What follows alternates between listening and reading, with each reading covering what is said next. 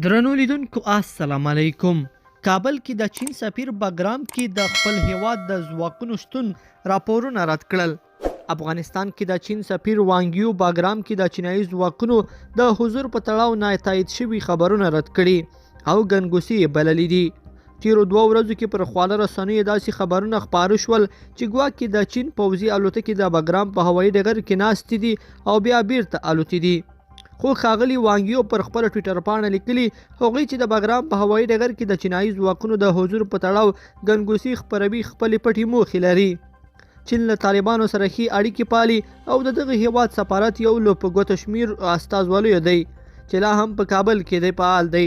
خو دغه هیواد تر اوسه د طالبانو حکومت په رسمیت نه دی پیژندلی.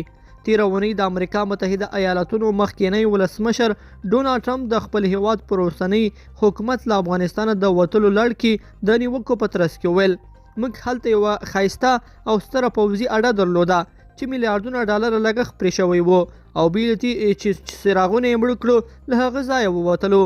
نوموړي زیاته کړه خبر یاست اوس څوک هلته زموږ ټول نظامي تجهیزات کنټرولوي.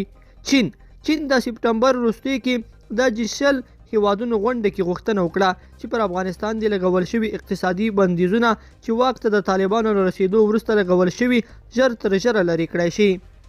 رویټرز خبري اژانس راپور کې هغه وخت د دغه هیواد د بهرنیو چارو د وزیر وانګي له قوله پرون چهارشنبې په یو بیان کې ویلي د افغانستان کنګل شوې پانګه د دغه هیواد ملي سرمایه ده او باید د دغه وینا د دغه هیواد خلک یې وکاروي او په کار نه ده چې سیاسي فشار د یوې وسیلې په توګه وکارول شي.